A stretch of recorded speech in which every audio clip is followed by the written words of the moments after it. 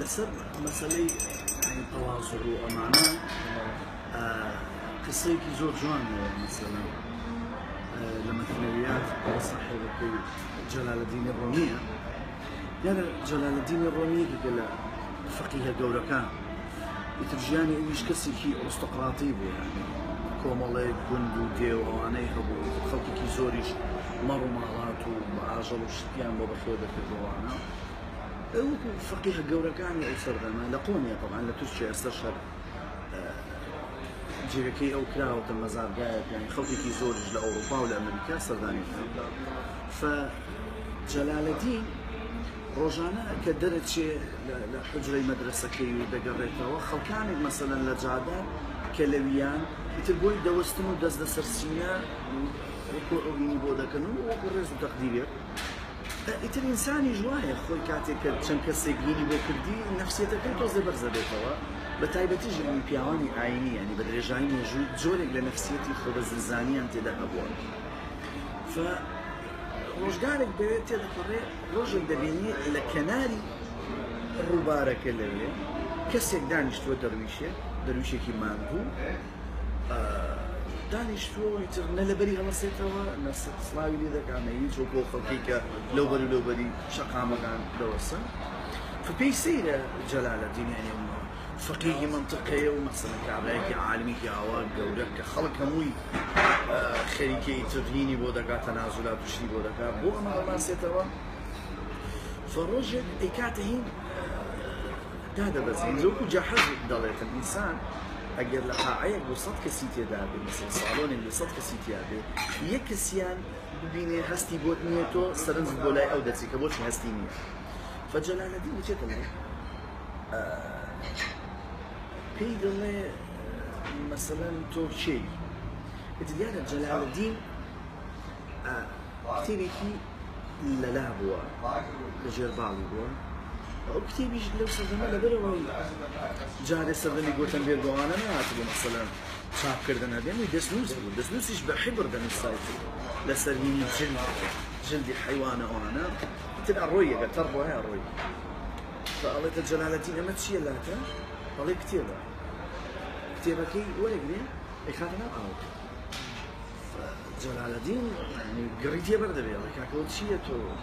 وهم علم بو الرواية دي كبيني وما الله أم كتابة قرآن أو إلهي جلال الدين أم كسادر ويشفه أي خاتنا أو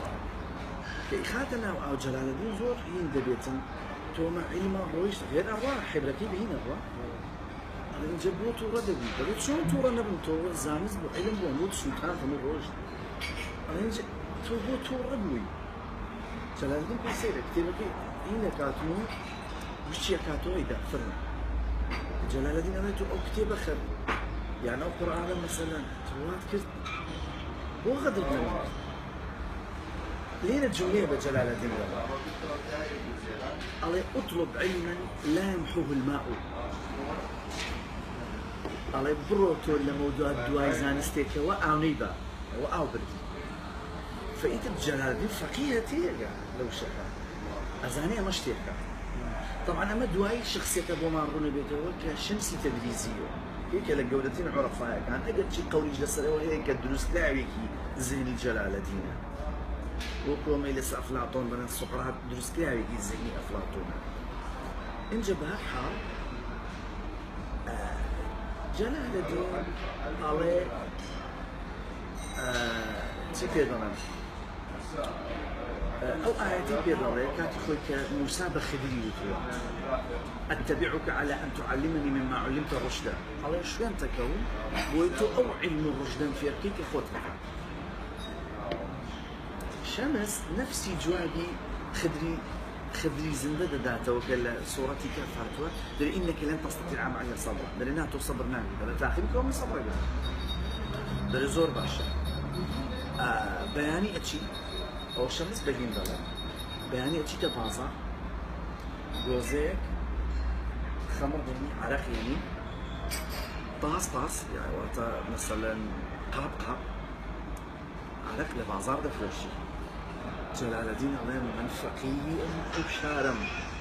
خلق جورو بتشكولا فانا بومنا بلا علم ومعرفة وشاككاري وعقل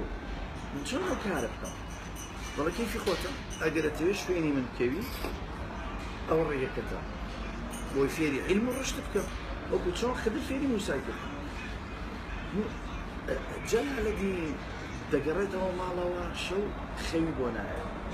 الله باشا كابرايا اي شلون اطلب علم لا يمحو الماء وبالضبط وابو ابي علم تشيبي كنام اشتريته وكآويش ناتواني بك جلال الدين بهالحال بهني بريارة دار شنو كذا دوزيك خمر دهينه قاب لبازار حوالي خلق كذي دينين او مولانا جلال الدين اما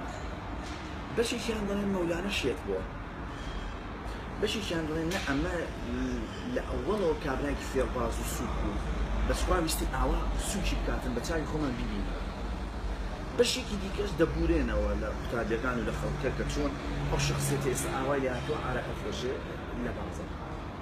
كأي وانا طاوة دبي طبعا كزلي ناكري بس خلط كذا بدوري كودا بنور سيدي لكن معنا أتشيته ولا الشمس طبعا الشمس اللي جيت داركي لكن أنا الله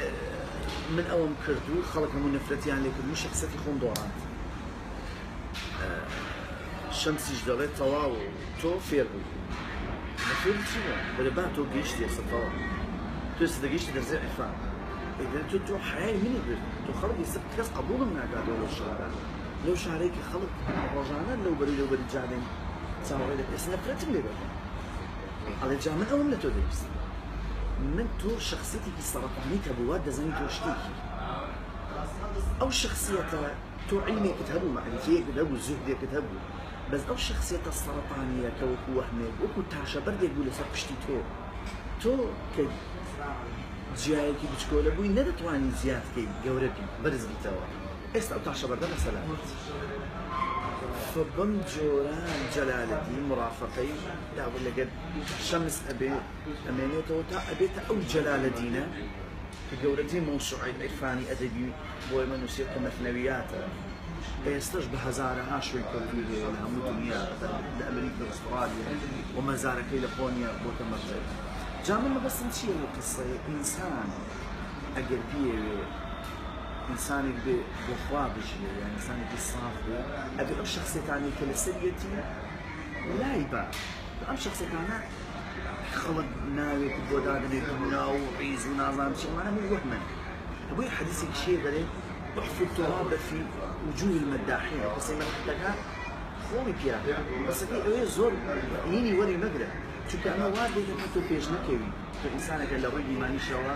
يعني درمك يوي تواب زين يشتكي وأما نفسي استكبارية كإبليس توشيبو وجانديا أم خطيك السرية جنا يجي ملائكة بقدر أيش إيماني نبو وعلمي شي نبو بقى فأول ما بس كان بولا قصة